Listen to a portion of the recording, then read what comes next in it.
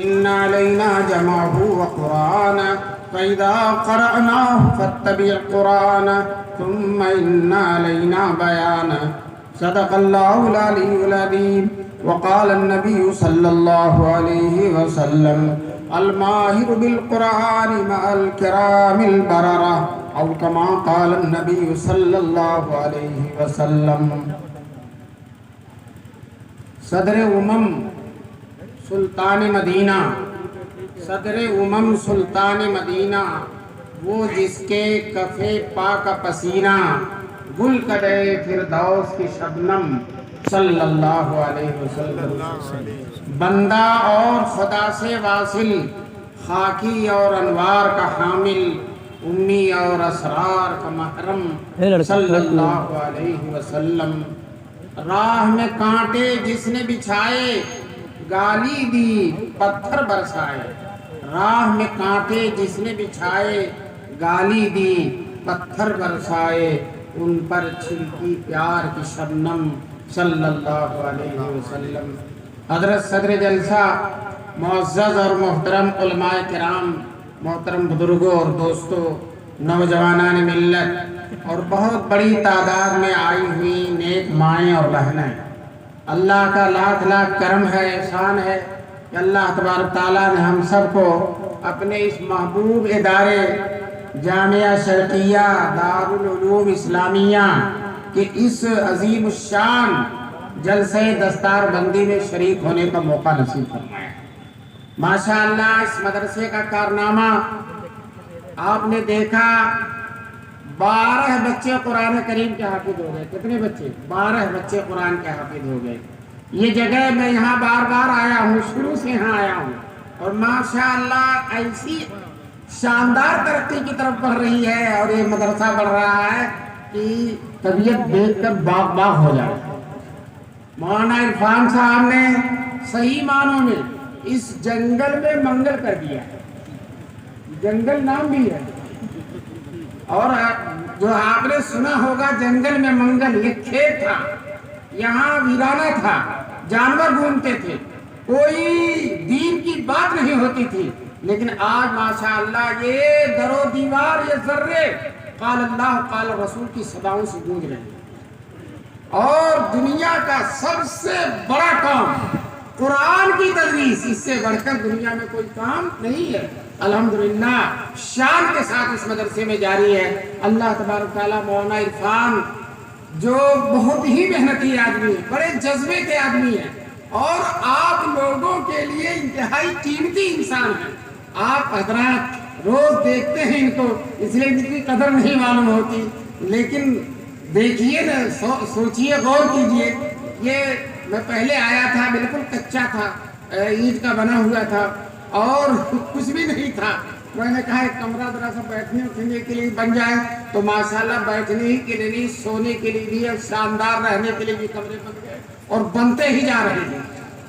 تو یہ آپ حضرات کی توجہات ہے، صرف تنہا مولانا عرفان کا کارنامہ نہیں ہے، اس بستی اور اطراف کے لوگوں کا کارنامہ ہے، اور وہ دور دراز کے لوگ جو اس مدرسے کا تعاون کرتے ہیں ان کا کارنامہ ہے. اللہ تبارک تعالیٰ سب کے کارناموں کو قبول فرمائے. اور میں نے قرآن کریم کی آیت پڑھی ہے. ابھی میں آج صبح ہی دیوبند میں تھا، مدرسے میں تھا، مدرسے کے کام، پڑھائی کا کام کر رہا تھا، اور وہاں سے چل کر دلی آیا اور دلی سے یہاں پہنچایا، اور اللہ تبارک تعالیٰ نے آپ حضرات کی خدمت میں بات کرنے کا موقع نصیب فرمایا. اور ابھی یہاں سے فارغ ہو کر پھر بہار کا سفر کرنا ہے. اس لیے بہت زیادہ لمبی چوڑی تقریر نہیں کروں گا، لیکن جتنی دیر کروں گا آپ سب لوگوں کو بیٹھنا پڑے گا. بیٹھیں گے نا انشاءاللہ؟ لمبی تقریر نہیں کروں گا، لیکن جتنی دیر کروں گا آپ کو سننا پڑے گا. آیت میں اللہ تعالیٰ نے فرمایا، قرآن کریم کی جو آیت پڑھی ہے اس کے بارے میں وضاحت کروں. جب ہمارے نبی صلی اللہ علیہ وسلم پر قرآن کی آیتیں اترتی تھی، 23 سال میں اللہ نے پورا قرآن اتنی بڑی دولت ہے، اتنی بڑی دولت ہے کہ اس زمین و آسمان میں، زمین کے نیچے آسمان کے اوپر، اس سے بڑھ کر کوئی دولت نہیں ہے قرآن سے بڑھ کر. اور وہ قرآن، وہ قیمتی سرمایہ، وہ قیمتی خزانہ اللہ تعالیٰ نے 23 سال میں، 13 سال مکے کے اندر اور 10 سال مدینے کے اندر رسول پاک صلی اللہ علیہ وسلم پر اتارا.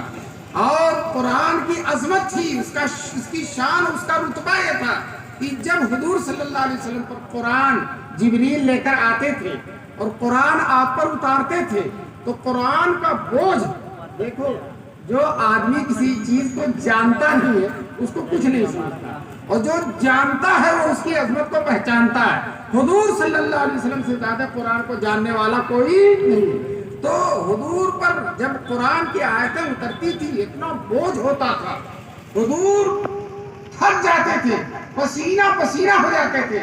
سخت کڑاکے کی سردی میں جب جبریل قرآن کریم کی کوئی آیت لے کر آتے تھے تو حضور صلی اللہ علیہ وسلم پسینے پسینے ہو جاتے تھے۔ ایک صحابی کہتے ہیں میری ران پر سر رکھ کر سرور کونین صلی اللہ علیہ وسلم سوئے ہوئے ہیں، اتنے میں جبریل آ جاتے ہیں اور قرآن کی آیتیں اتارنا شروع کرتے ہیں۔ آیتوں کے بوجھ کی وجہ سے حضور صلی اللہ علیہ وسلم پر جو بوجھ پڑا تو میری ران جس پر حضور صلی اللہ علیہ وسلم کا سر رکھا ہوا تھا، میری ران لگتی تھی ہٹ جائے گی۔ اسی طرح سے بڑی مضبوط اونٹنی تھی، سارے اونٹوں سے آگے بڑھ جاتی تھی، کوئی اونٹ اس کا مقابلہ نہیں کر سکتا تھا۔ اس اونٹنی پر حضور بیٹھتے تھے اور جب وحی اترنا شروع ہوتی تھی تو وحی کے بوجھ کی وجہ سے وہ اونٹنی بیٹھ جایا کرتی تھی۔ دوستو اس پریشانی کے عالم میں حضور پر جب قرآن کی آیتیں اترتی تھی تو دیکھیے قرآن یاد کرنے کا، قرآن کو سینے میں محفوظ رکھ لینے کا ہمارے حضور کو کتنا شوق ہے، کتنی تمنا ہے۔ حضور زبان ہلاتے ہیں، رکھتے ہیں تاکہ کوئی آیت بھول نہ جائے، ادھر جبریل اتار رہے ہوتے ہیں، حضور پر بوجھ ہے، بہت بڑا دباؤ ہے، اس کے باوجود حضور رکھ رہے ہیں، جلدی جلدی یاد کر رہے ہیں تاکہ قرآن کی کوئی آیت بھول نہ جائے۔ دوستو اللہ تعالیٰ نے حضور صلی اللہ علیہ وسلم کو تسلی دے دی، میرے محبوب آپ کو رٹنے کی ضرورت نہیں ہے، زبان ہلانے کی ضرورت نہیں ہے، لا تحرک بہ لسانک، آپ قرآن کو یاد کرنے کے لیے زبان کو نہ ہلائیے۔ ان علینا جمعہ و قرآن، ہمارے ذمے ہے، ہم ذمے لیتے ہیں کہ قرآن آپ کے سینے میں جمع کر دیں گے، ہم آپ کو یاد کرا دیں گے۔ تو دیکھیے کتنی اہم چیز ہے، اللہ کے رسول رکھ رہے ہیں اور اللہ حضور کو تسلی دے رہے ہیں کہ ہم رٹے بغیر قرآن آپ کو یاد کرا دیں گے۔ تو بتائیے اللہ تبارک تعالیٰ کی اتنی اہمیت ہے کہ حضور کو تسلی دے رہے ہیں، اور حضور کے نزدیک قرآن کی اتنی اہمیت ہے کہ حضور اس کو رکھ رہے ہیں۔ آج الحمدللہ وہی قرآن جو حضور رکھتے تھے یاد کرنے کے لیے، اور اللہ نے جس قرآن کو یاد کرانے کی ذمہ داری لے لی تھی، دوستو آج انہیں 12 بچوں کے سینے میں وہی قرآن موجود ہے۔ یہ کتنا بڑا کارنامہ ہے اس مدرسے کا۔ اور یہی نہیں، الحمدللہ پورے ملک میں چپے چپے میں مدرسے ہیں۔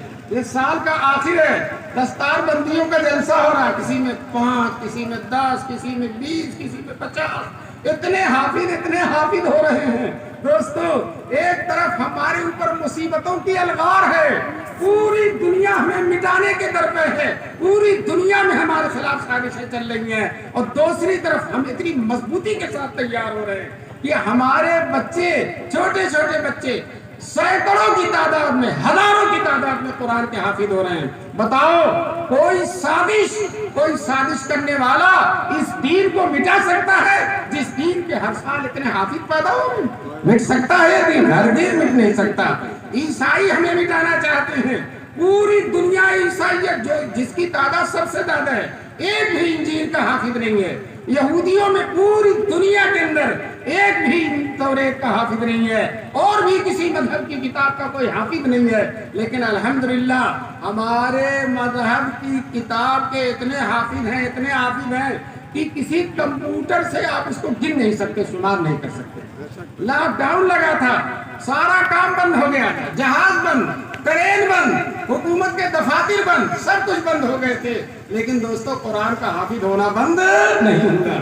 مدرسے بند ہو گئے، مسجدوں میں پابندی لگ گئی، تو ان بچوں کو گھر بیٹھا دیا گیا اور گھر میں ان کو قرآن یاد کرایا گیا، اور لاک ڈاؤن ختم ہوتے ہوتے کم سے کم 25,000 بچے پورے ملک میں حافظ ہو گئے۔ سبحان اللہ۔ بتاؤ اس میں نہ رکنے کی حالت میں، کسی شاعر نے کہا ہے، رکتی ہے میری تباہ تو ہوتی ہے رماؤ، رکتی ہے میری تباہ تو ہوتی ہے رماؤ، مجھے جتنا روکو گے میں اتنا ہی آگے بڑھوں گا۔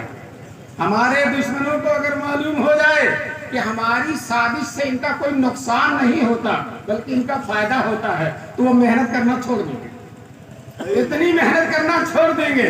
بتاؤ سازشوں نے کیا بگاڑا؟ کیا دارالعلوم دیوبند بند ہو گیا؟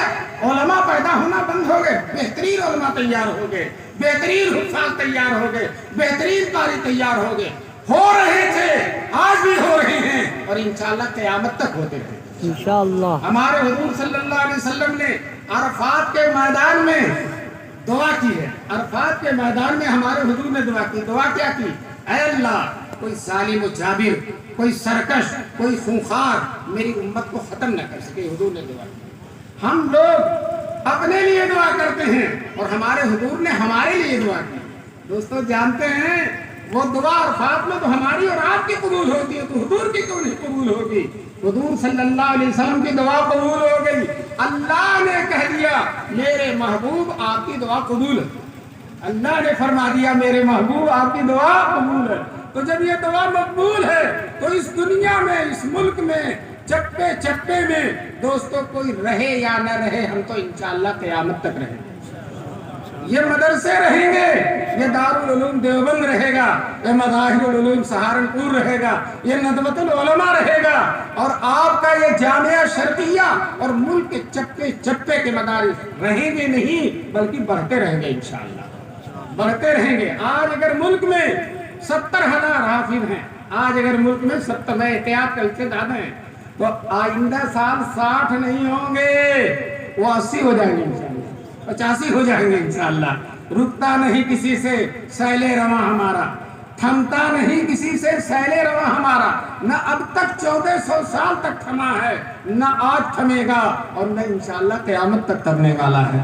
بالکل ہم بالکل مطمئن رہیں، اور مسلمانوں یاد رکھو ہماری دین کی حفاظت اور ارشاد کا سب سے اچھا ذریعہ یہ عربی مدرسے ہیں۔ یہ مدرسے اگر رہیں گے تو دوستو ہمارا کوئی کچھ نہیں کر سکتا، یہ حافظ بناتے رہیں گے، ہماری نسلوں کے سینے میں قرآن ڈالتے رہیں گے، عشق رسول کی بھٹی سے ہمارے سینوں کو سلگاتے رہیں گے، ہمارے چھوٹے چھوٹے بچوں کے اندر لا الہ الا اللہ محمد رسول اللہ کا نغمہ ان کے دلوں کے اندر پیدا کرتے رہیں گے، اور ہمارے دلوں کے اندر یہ جذبہ پیدا کرتے رہیں گے، جو جان مانگو تو جان دے دیں، جو مال مانگو تو مال دے دیں، مگر یہ ہم سے نہ ہو سکے گا نبی کا جاہ و جلال دے دیں۔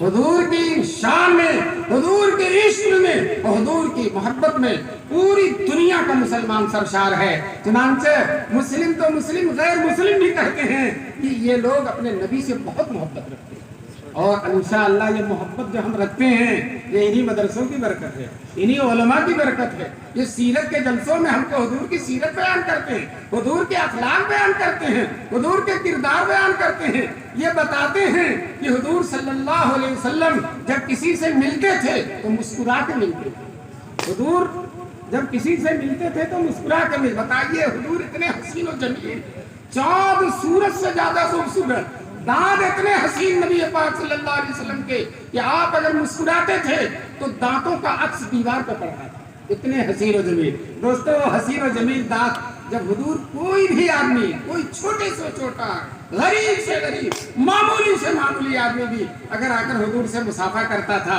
ملتا تھا، تو حضور اس سے مسکرا کے ملتے تھے، اس کی خیریت پوچھتے تھے۔ کوئی بھی سامنے آنے والا حضور سے مل کر بے حد خوش ہو جاتا تھا، وہ یہ سمجھتا تھا کہ سب سے زیادہ محبت مجھ سے حضور صلی اللہ علیہ وسلم مجھے سے کرتے تھے۔ ایک دن جو ہے حضور مسجد میں جا رہے تھے، حضور کی پھوپھی حضرت صفیہ سگی پھوپھی ہیں، انہوں نے دیکھا بھتیجا مل گیا، غنیمت ہے، دعا کرا لو۔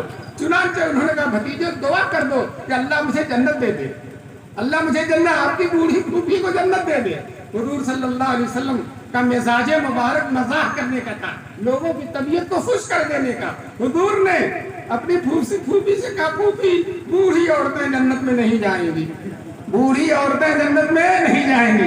آج ماشاءاللہ مجمع ہے، جوان عورتوں کے ساتھ بوڑھی عورتیں بھی تشریف فرما ہیں، تو حضور صلی اللہ علیہ وسلم نے فرمایا بوڑھی عورتیں جنت میں نہیں جائیں گی۔ یہ کہہ کر حضور مسجد میں چلے گئے۔ پون گھنٹے کے بعد واپس آتے ہیں تو ام المومنین سیدہ عائشہ رضی اللہ تعالیٰ عنہ فرماتی ہیں کہ آپ نے پھوپھی کو کیا کہہ دیا کہ پھوپھی رو رہی ہیں. تو حضور صلی اللہ علیہ وسلم پھوپھی کے پاس آئے. کہا پھوپھی کیوں رو رہی ہو؟ کہا جب جنت میں نہیں جاؤں گی تو روؤں گی نہیں تو کیا ہنسوں گی؟ تم نے ابھی کہا کہ بوڑھی عورتیں جنت میں نہیں جائیں گی.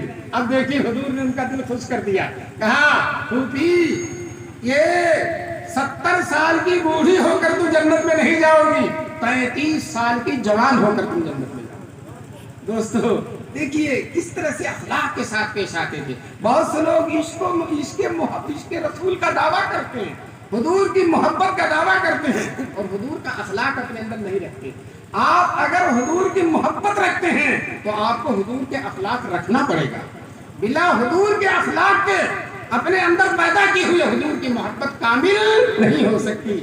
حضور کی طرح آپ مومن سے مسکرا کر ملیے، مومن کی قدر کیجئے، مومن کی عزت کیجئے، کسی مومن کو برا بھلا نہ کہیے، کسی مومن کو جو ہے گالی نہ دیجئے، کسی مومن کی توہین نہ کیجئے. حضور نے کبھی بھی کسی مومن کی توہین نہیں کی ہے، سب کی عزت کی، سب کو سرفراز کیا، سب کو سربلند کیا. ایک غریب مسلمان تھا اور مسجد میں رہتا تھا، وہ انتقال ہو گیا.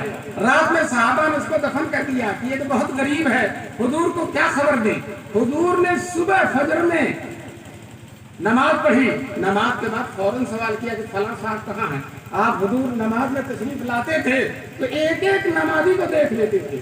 دوستوں جس طرح سے نماز میں ایک ایک نمازی کو دیکھتے ہیں، انشاءاللہ میدان محشر میں ایک ایک امتی کو دیکھیں گے رسول پاک، اور ہر امتی کی سفارش فرمائیں گے، ہر امتی کو جو ہے جنت میں لے کر اپنے ساتھ جائیں گے رسول پاک صلی اللہ علیہ وسلم، بشرطے کہ تمہارا عشق رسول سچا ہو، تمہاری محبت رسول سچی ہو، تمہارے اندر حضور کے اخلاق ہو، حضور کے کردار ہو، حضور کی امت سے محبت ہو.